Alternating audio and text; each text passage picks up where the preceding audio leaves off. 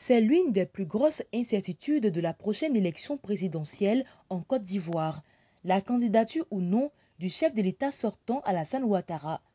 Si le scénario des retours au devant de la scène électorale des trois grands était particulièrement redouté après les traumatismes des scrutins de 2000, 2010 et 2020, cette hypothèse s'éloigne de plus en plus avec la mort le 1er août dernier d'Henri Konan Bédié et l'inéligibilité juridique de Laurent Gbagbo.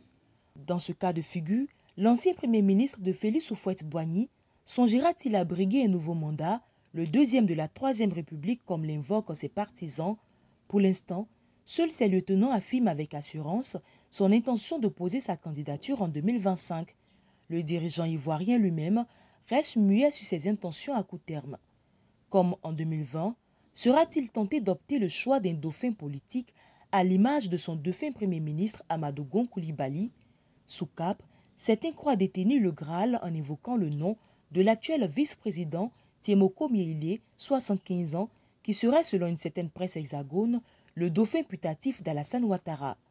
Une perspective que ne partagent pas tous les analystes politiques. Cependant, au regard de l'effervescence politique qui agite le maricot politique en ce moment, il serait difficile de croire à une succession du président de la République actuelle.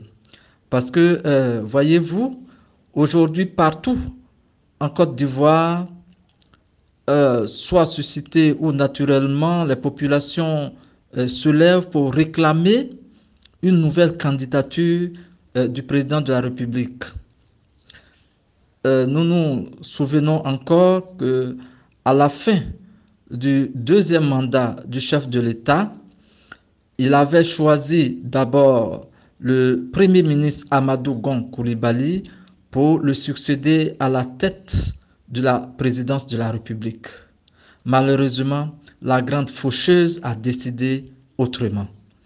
Et après lui, c'est le premier ministre Ahmed Bakayoko qui a également été choisi pour succéder au président de la République Alassane Ouattara.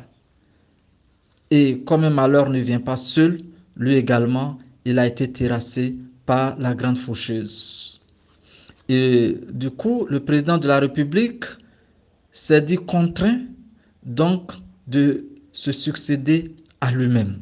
Est-ce trop tôt pour spéculer sur un éventuel profil idéal susceptible de convaincre Ouattara de se mettre à l'écart? Tous les faits et gestes des uns et des autres seront scrutés à la loupe jusqu'au moment de vérité.